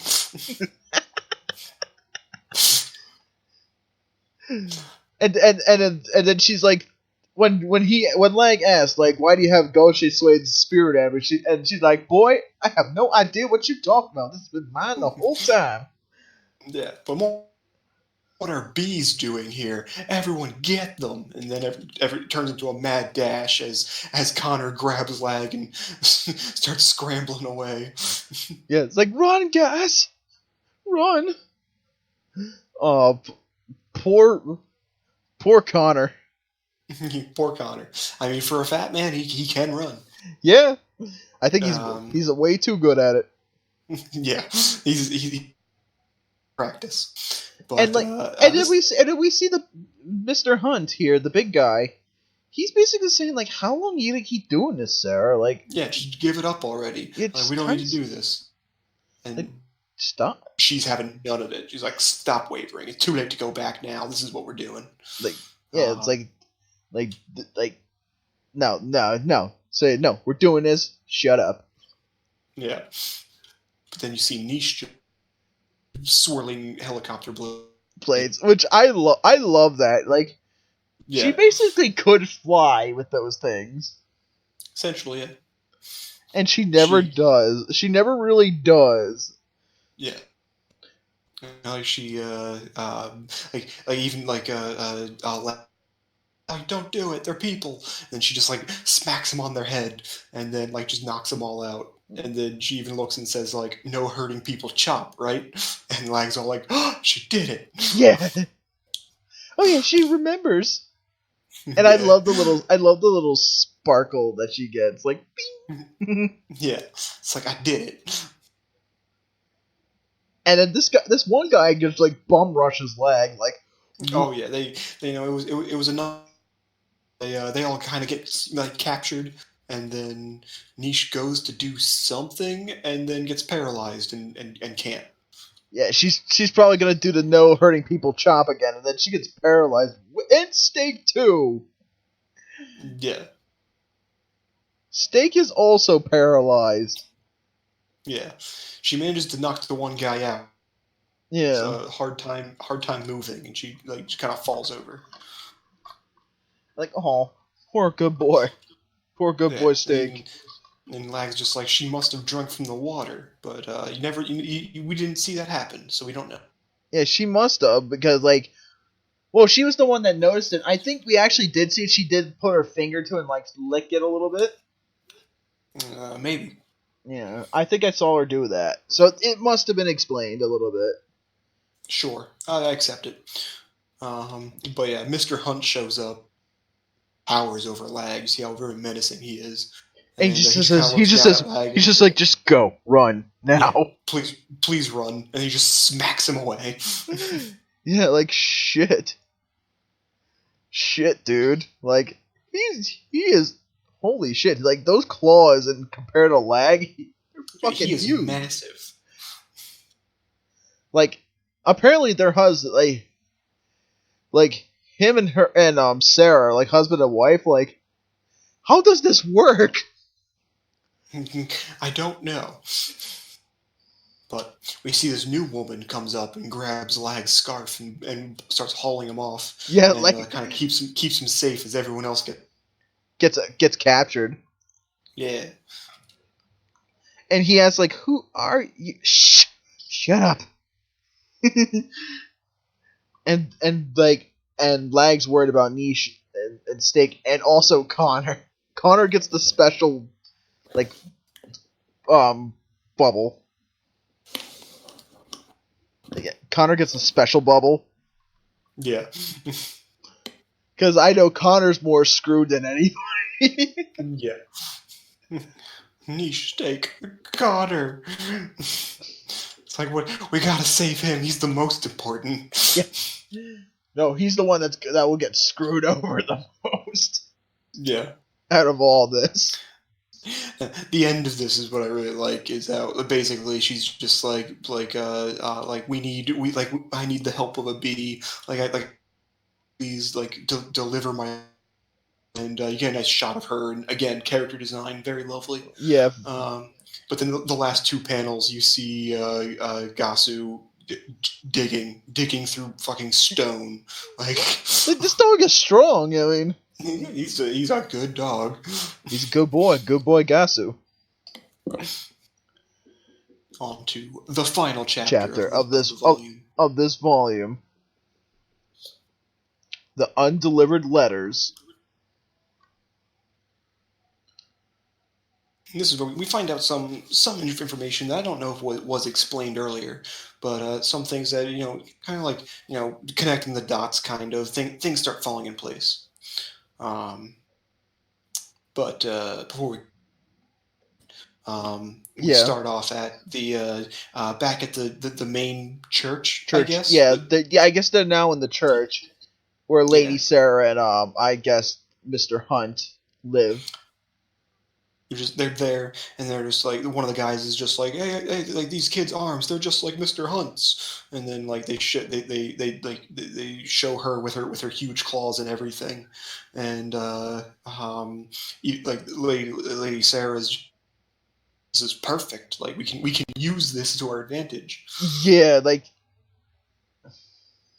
and Connor's pretending to be knocked out. Yeah. Because he wants to know. He wants to know what the fuck's going on. You know what I mean? Yeah. I love this. He just is Connor's thinking. He's like, Gasu, I'm counting on you. And you just see him, the dog sitting on his butt with his front paws crossed in front of him. Like he has a lot of character to him. You know what I mean? Yeah, he's so good. I love Gasu. He's best dog. I love you just see him he starts scraping at the ground and then just like a goddamn drill just digs into it. You see dirt flying everywhere. Yeah. That is so funny.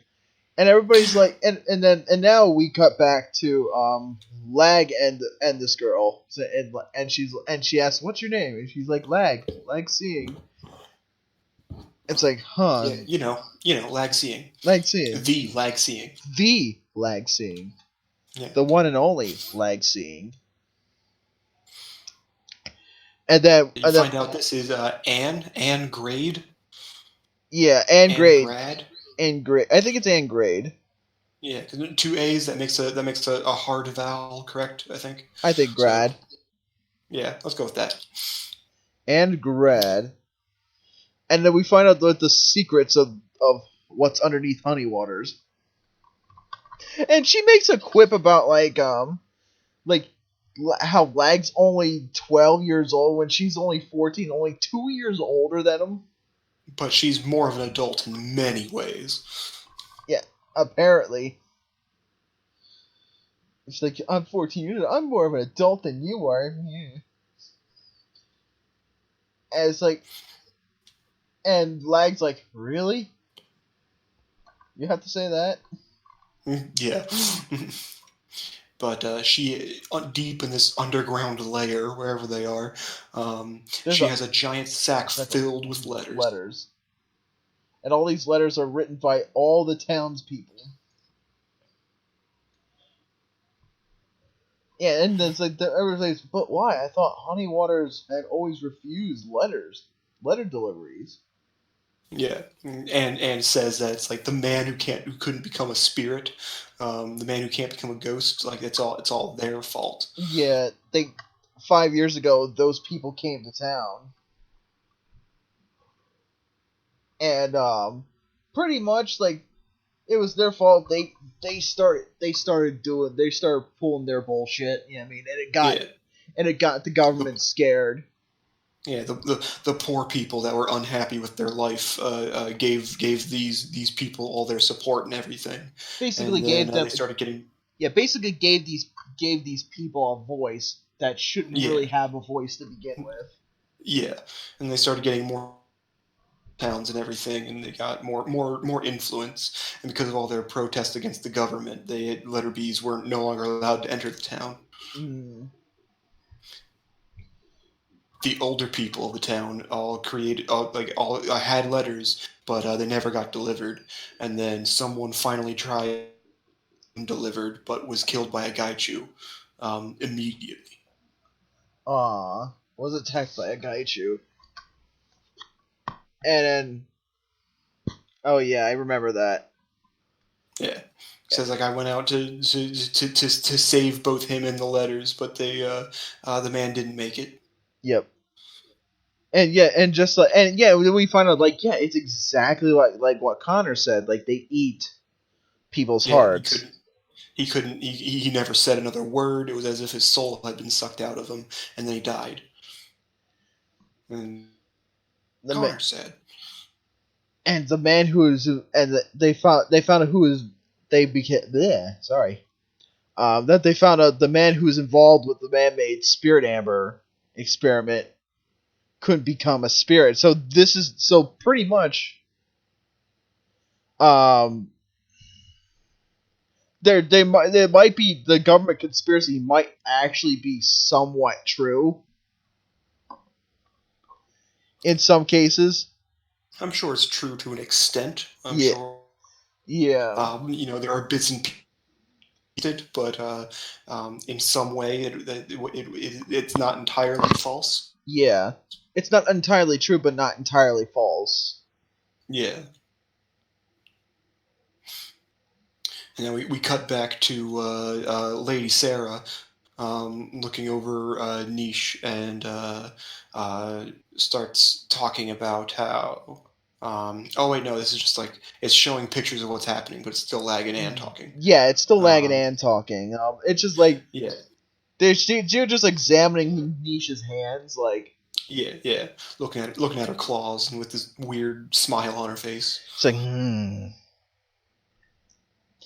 yeah, now and then Ann and Lag are talking about like really, you don't know anything about the government and stuff like that. And Lag points out that it's like we're not told much about the government. Our job is just to deliver letters. That's what we do. Yeah, that no more, no less. You know what I mean? So they don't really get involved with government plans. And then she kind of just blushes, and just kind of blushes. Yeah. It's like I think she knows Gaucher. I don't know if it ever comes up or anything, but I think she knows Gaucher. And then when Lag says that, she remembers like they said or something, or maybe it was her father or something that said it. Who knows? Yeah. But I feel like that just like because he said that and then she blushed, it's like it triggered something. Yeah. Or it's more like I think it's more of like a ooh type of moment, like. Like, well, because I guess they're close to the same age, and he sounds so, I guess, cool to her. Maybe that's why she's blushing a little bit. It could be. But this is the part that I thought was interesting. I mean, like, she doesn't know if like, everything they're saying is real or not.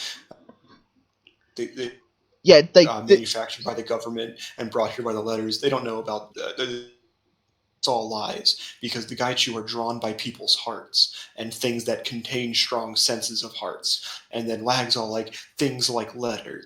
And then he looks over at the bag packed full of them. And then, I don't know if it was ever like, that's what Gaichu do. But then, like, when you think about it, it's like every time the letter B's are out delivering letters, they get attacked by Gaichu. Yeah, that's true. Have the hearts in them. So yeah, it's like, it starts making sense. Yeah, it actually does. Like, there is a slight connection between the letters, the heart, and the Gaichu.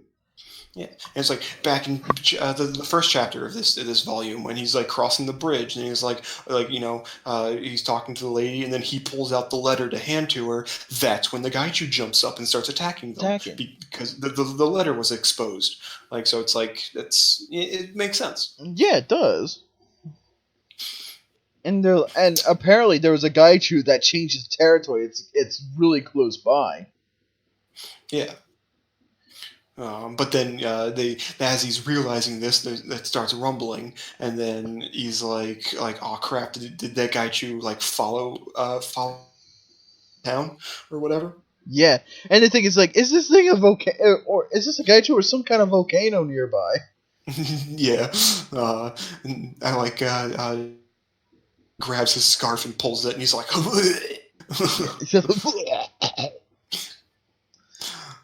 good shit. No, don't wear scarves, kid. It's dangerous. I know. Kids don't wear scarves. You'll get choked by them. Move to somewhere where you don't have to wear a scarf. Capes are fine. Scarves are not. Yeah. But anyways. Anne really wants to get the letters out of there, and she asks, like, Lag to help. Yeah. Get these letters out of here now. And now it goes back to what Lady Sarah is doing. What they're talking about, like. Yeah. This child's beast-like arms, they're even sewn on even more skilled than yours, Hunt. And this is where you start finding out that they're a bunch of fakes. Yeah, they're a bunch of phonies, you know what I mean? And they're thinking about Niche, like, oh man, she could be our successor, and like. And they're like, oh my god, look how beautiful her hair is. At first, it's like, oh man, she could be our successor. She could just like, oh look how pretty her hair is. Yeah, but then she realizes, but wait, there's no signs of surgery. Like, she's the real thing.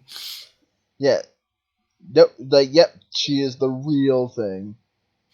And then she starts blushing and going all crazy because like. It's like this kid could be raise her as our daughter. Like, she could be the one who couldn't become the spirit or whatever. Yeah, she's the real person who can become the spirit. Yeah. And even Connor says like, yeah, it's like, so they're like, he even points out like they're fakes, huh? And like, Which now I'm curious, like those giant claws on his arms, like are they just sewn on, or can because this entire time you don't see him like move his fingers at all, like ever. They're always in the same position. So I yeah, wonder, like can he use those hands at all, or did they literally just or does he claws just onto him? swing them around? Yeah, I mean, Yeah, like I want to know. I need to. yeah, But I this is want to where see him actually move a finger. yeah, but this is. Yeah, like Sarah's all happy because it's like, oh my god, like we can join the Reverse, which is the anti-government organization, Organization.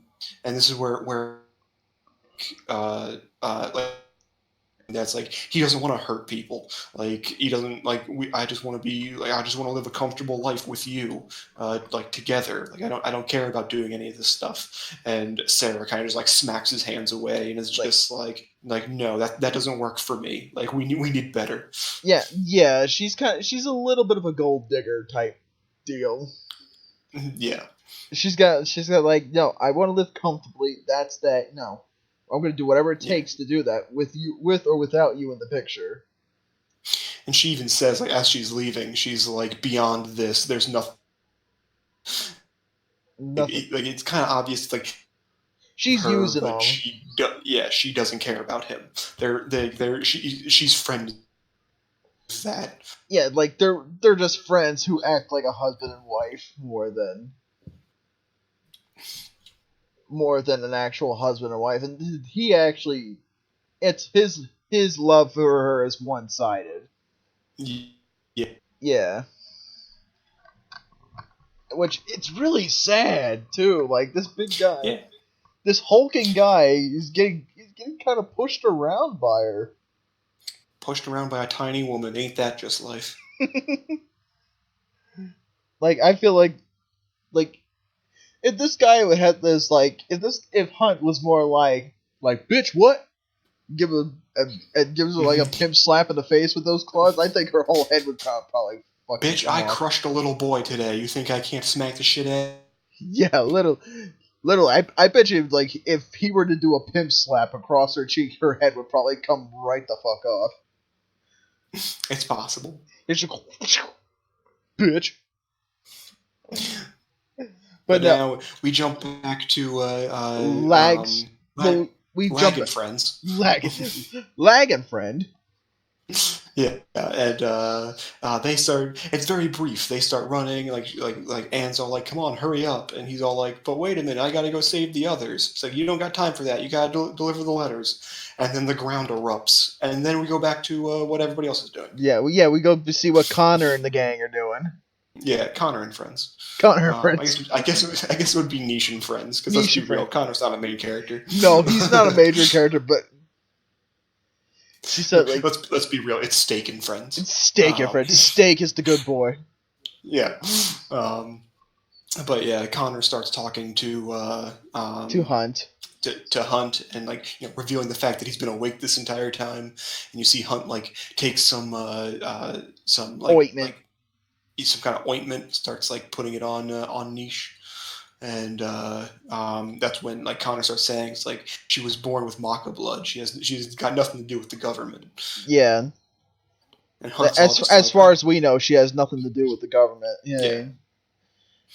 And then Hunt explains kind of like ointment that's like made from all these different grounds, like from chocolate and like tobacco flowers and mixed with honey water. Yeah, and it says pain and heal her wound. And then Hunt realizes that's like, so you were awake the entire time, so you heard everything. It says like, yeah, I'm sorry. It's like, like Connor's like, sorry. Yeah, Connor doesn't want to be there. Yeah, to be fair, I don't think anybody wants to be there, but yeah, everybody wanted Zaji there. Even Connor's like, I wish Zaji was here instead of me. Which I feel bad for Connor. Different. But anyways, like, yeah, they knew all along, and they know the Spirit Amber is fake. Yes, Connor even points out like he knew all along that was fake, and that lag got so worked up he didn't notice, but the light that it emitted was entirely different from a spirit amber. It's a crystal called blackjack. Yeah, which I thought was a really interesting thing. Yeah, you just like you take two blackjack crystals together and they glow. Yeah, and I think it's pretty cool. Yeah, he's like, and even Connor points out, like, you sound like a scientist or something, and and find out that he's been actually studying. Yeah, he wants to help people, and then even Connor's just like, you're not evil, so why are you? He says like he wants to make Sarah happy, and because he actually loves Sarah, you know. Yeah, and even Connor's just like, that kind of happiness. And then like he just kind of like starts like he's like, my butt. Yeah, my butt tickles. Stop it. He was going to he was saying something important, and then he just kind of like stopped, and then he starts talking about how important to tickle, and then something's happening outside, and then Gasu bursts through the ground underneath Connor. It looks like he's like punching Connor. He looked like he literally punched Connor out.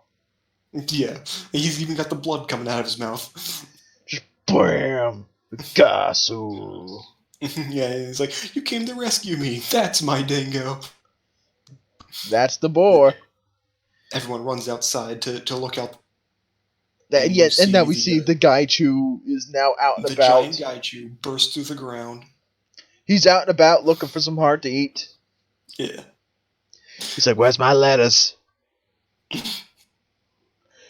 see Lag and Ann crying, and again, with his like kind of like hunched on his haunches with his arms crossed, biting at the Connor, and as Connor's trying to jump up and down to see out the window. Yeah, love it all. I know. And they're like, "Let's go, Gasu." Yeah, but apparently this Gaichu is a cedar, which seems like to be insect I guess it's like some kind of cool looking beetle. Yeah, I guess it's probably some cool looking beetle, but it seems like they're like, wait, what the hell? The cedar's out here? No, like this is like they said it says like the cedar's habitat is not natural here. You know what I mean? Yeah, the territory is like more east from here, so it shouldn't be in the middle of town, but it is. Yeah, it's weird. And then Lag's about to shoot. Yeah. Well, Connor finally is like, "Come on, Gatsu, let's go. We do shit." And then everyone's trying to like build up a barricade and everything. And everybody's everybody's kind of blaming Lag for bringing the Gaichu there. Too. Yeah. It's like it's all the bee's fault. And then Hunt notices Anne, and then apparently he knows who she is. He just all like, "That's the girl." That girl. Yeah.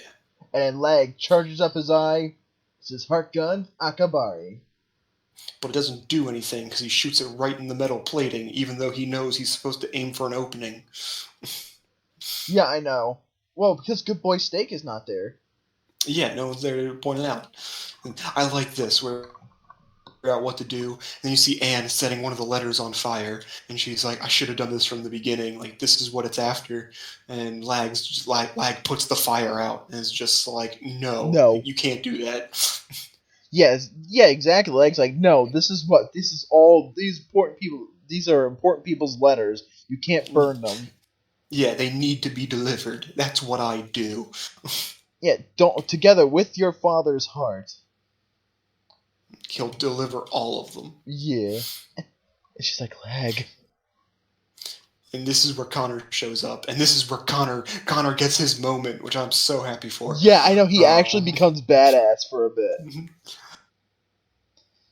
Yeah, and he starts asking, like, what's going on here? And like, Lag's just like, "I'll tell you all later. We gotta deal with this." And so Lag, you go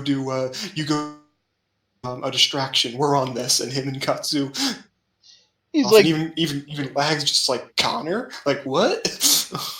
And I love Connor's spirit amber thing he pulls out. Gasu, like, he just, like, very,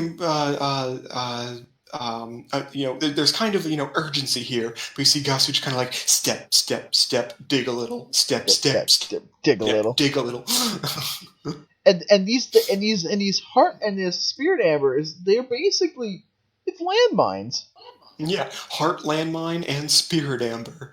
And he walks up and he's set, and then you see him, like, he huffs, like, he sets where Gasu dug, and then he huffs off to a little, and he's like, set. And like, I just love the one panel where he's like, heart landmine, set, heart landmine, set. And he's like, he's huffing every time, like, it's so good. He's huffing and wheezing like.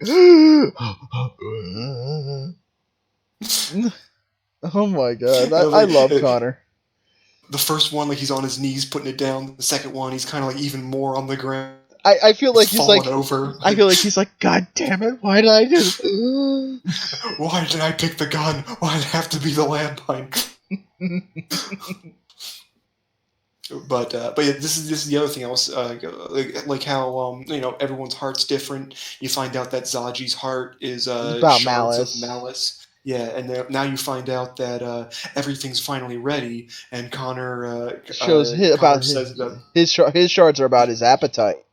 Yeah, his all of his planted with shards of his appetite, and so then he uses Kibaku. I love the shot where he like jumping up, doing like the fist bump thing, and you just see like the Gaichu just basically explode. Yeah.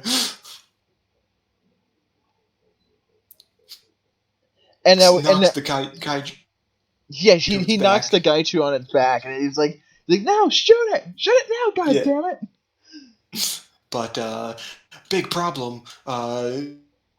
Dumbasses that are all anti-government grabbed Lag and the letters, because apparently that's important. Yeah. But yeah, they all got captured again, and even the guy's just like, so I just gotta shoot this thing at the monster, right? I can do that. Yeah, it's like, well, how can it be? I can do that. Yeah. Did you guys ever realize you're just Gaichu shepherds? Like, I can take care of this. And like, it comes back to Lady Sarah, where everyone's like, hey, like, should lead these guys to the Gaichu, set an example for the government. And even Lady Sarah's just like, these idiots, like they're using my words against me. Like, yeah, we need the bees to kill this thing. Yeah, exactly. Now she's even realizing it. Like, I was a fucking dumbass. Yeah, like if the bees don't kill this thing, who will? Yeah. And then we get a nice shot of Mr. Hunt or Master Hunt. Yeah, just kicking ass. Yeah, just bitch slap that guy. That was shouting shit, and even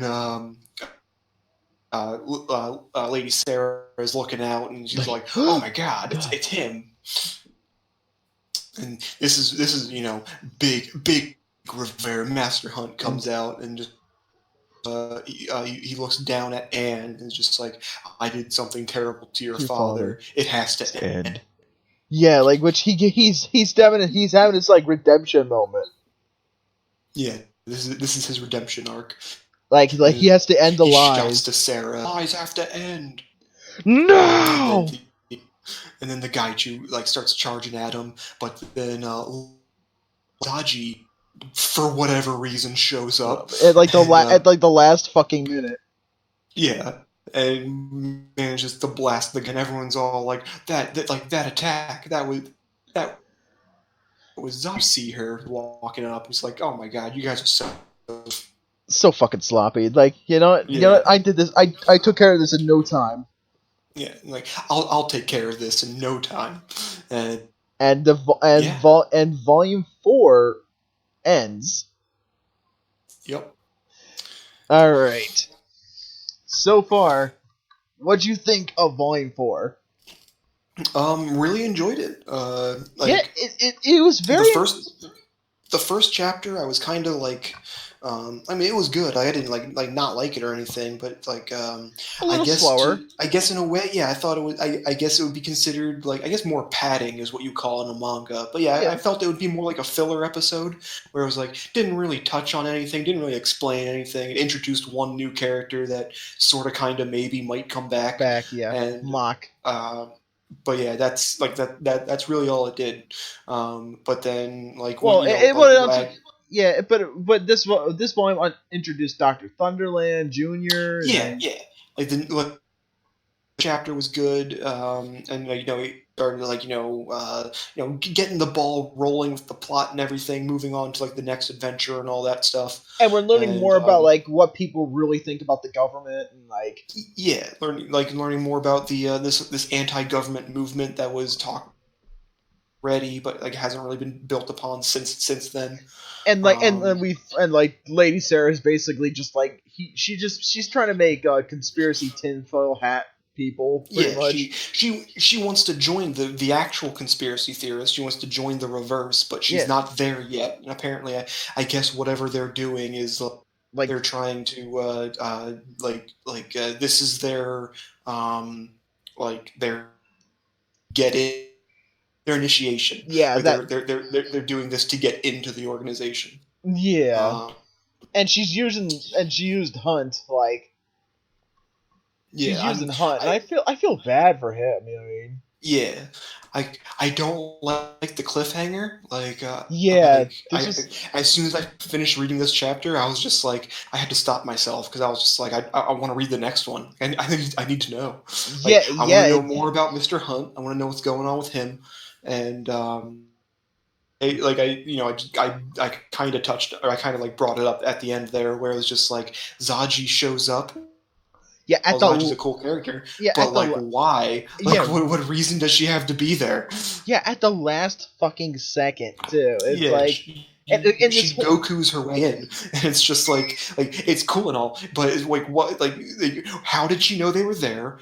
Where was she? Like she was on her own delivery mission, so how did she meet up here? Like it was, I don't know, it's weird. Yeah, she was fighting Gaichu off somewhere else. You know what I mean? Yeah. And it's not even like it's a really convenient moment for her to show up and everything. Yeah, and because everybody was the fact that she showed up in general. Yeah, and everybody was talking about Zaji, like, oh man, Zaji's so cool. Oh man, we miss Zaji.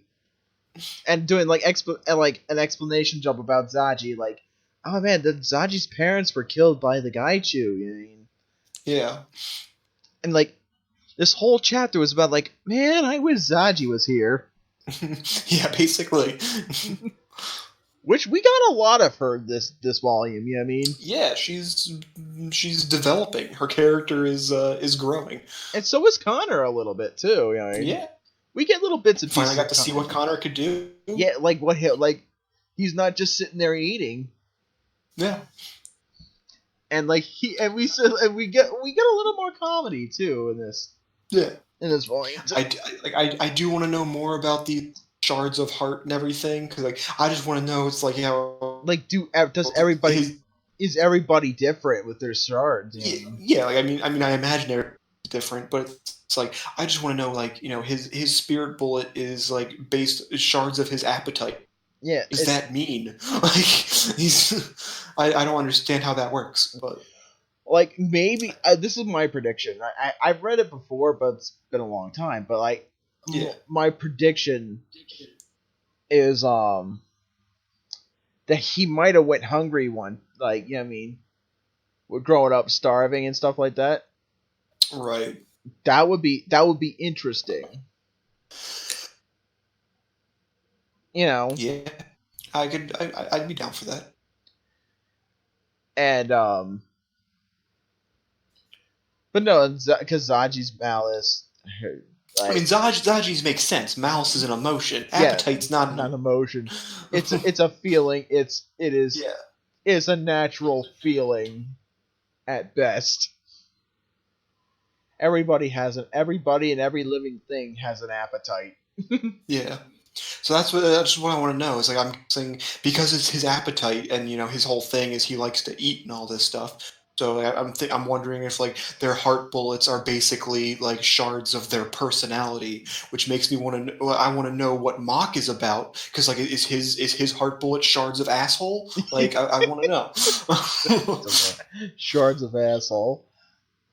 Oh my I need to know, damn it! I need to know. Yeah, exactly. And I noticed, did they make Connor like fatter in this? I don't think so. I think he looks kind of the same. But no, he didn't look as fat when we first met him, and like anytime we see him, he didn't look as fat. Yeah, I'm looking now at the shot of him like jumping up and doing the air pump thing. Yeah, he kind of looks a little bigger than he was originally designed. Yeah, but no, like I think this manga is a really good manga. Still, it's oh yeah, this is I'm very glad that I'm reading this right now because like I had friends that told me about the anime and that it was really good and everything. I never bothered like reading the manga. Like I wish I kind of want to go watch the anime. Watch the anime now. This is a lot more interesting than I thought it would. Yeah, and like especially with all the lore it has, you know. Yeah. Like it has, like if you don't read carefully, sometimes you'll miss a lot of shit about its lore. But then again, Dr. Thunderland Senior will tell you about it right at the end. Yeah, he'll explain. So like that's cool though, and that's cool that we find out Dr. Thunderland is an actual character. He's not just like a random guy. Yeah, not just a side thing, just to just to info drop and nothing else. Yeah, he's an actual character. His son is an actual beat character in this universe. And and the artwork of Hiroyuki Asada still great as always. I mean, yeah, in this manga, I mean, like it's always really good to see, and especially like I would say, what is your favorite chapter? Like in general, in this volume, I would say. For this volume, I'm gonna say 14. Chapter 14. Yeah, the last one, the final chapter. I still have to say. I think so. I still have to say like mostly it's the Dr. Thunderland stuff. You know what I mean? I think it is a good one. Yeah, like the Dr. Definitely. And I just love that we find out what Steak is. And he might be a prince of all those things. Yeah. Good boy, Prince Steak. Like Dr. Thunderland does go on to an exaggeration. It's like it'd be pretty cool if he was like some kind of like royal, like a royalty. Like, yeah, like the king of steak. The king of steak. I should title this episode "The King of Steak and the and the Shards of Asshole." Yes, perfect. The King of Steak and the Shards of Asshole. That would be great. But yeah. Anything else to say? Not that I can think of. All right. Well, thank you for listening to Manga Talk Podcast. I will be putting down links down the description where you can buy, read, purchase it either physical, digital, in both English and in Japanese. And please support the official release any way you can. And all right. Well, next week we'll be reading Kentaro Miura's Berserk. We're going to be going back to the Golden Age arc. All right. All right. See you next time. Bye-bye. See ya. See you.